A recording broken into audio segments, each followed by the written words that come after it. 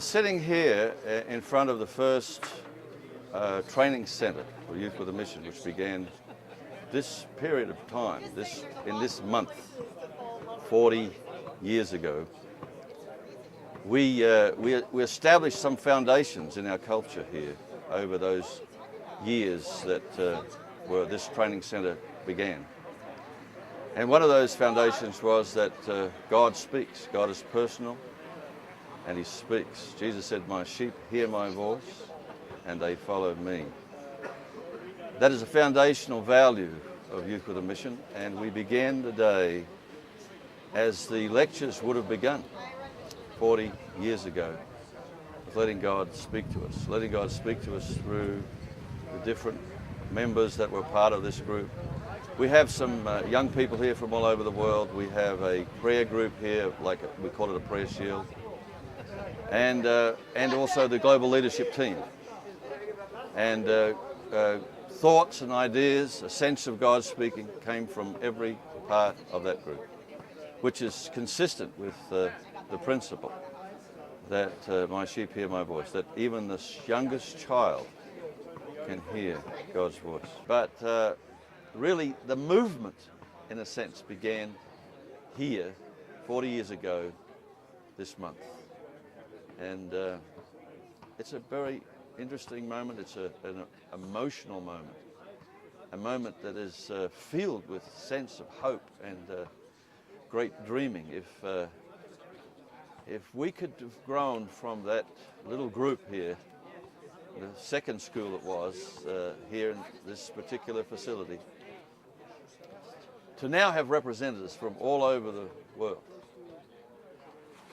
What does God have on his heart for us now that we're gathered from the four corners of the globe, from the far reaches of the planet, with many, many languages among us here, former people from tribal groups and origins that had no connection to any kind of Christian message are here in our leadership. And they are dreaming together to see what God has for the next 50 years. Jill Garrett has become a precious friend in our GLT meetings and become a personal friend of many of us. Jill is a consultant to multinationals and has been around the world. She's currently a consultant to some of the most significant and largest multinationals right now. And so she comes here just to serve us, and she spoke of how it is such a joy to be with us as we seek God together, and she has helped us to learn how to relate. And I think there's something very special about the word dialogue, because it's about listening and understanding, really seeking to understand. And it seems to me that in dialogue we really suspend our own defensive views. You know, we all have quite firm views about things, and in dialogue we suspend those views and we genuinely listen and seek to understand. And I think this morning, one of the things that again is always just so different for me when I come to work with YWAM is the way that you seek the word of the Lord.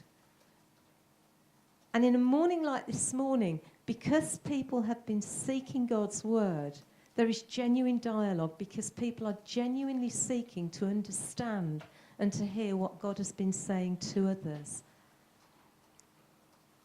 And dialogue, it seems to me, is a way of increasing inclusivity, a way of increasing consensus, but it's also a way of educating people. And it seems to me that this morning, those young leaders, by being part of the meeting, were actually being educated, but they're educating you as well. We all learn through dialogue. And dialogue is a really important educational tool. And I see YWAM as a community where people are seeking the Lord, dialoguing, analysing, examining their own understanding, examining other people's understanding of what the Lord is saying both to them individually and to the community of YWAM as a whole. And I think that's my question. Where and how and with whom can leaders create more and better regular opportunities for dialogue? Because dialogue is such an inclusive educational thing.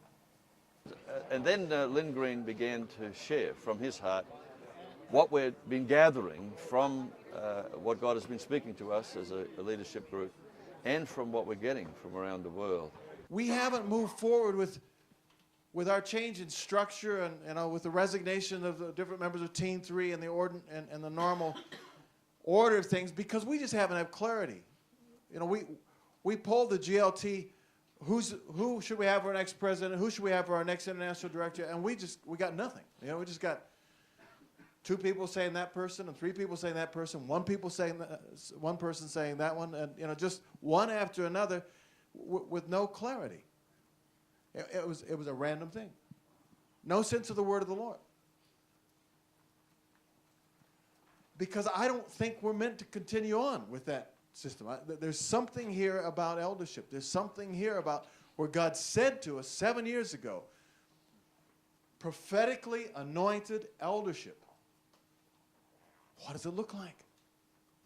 I mean, we know some of the inner ways it looks, but how do we organize ourselves? How do we make room for that? How do we only know institutional structures. You know, that's how everybody organizes themselves.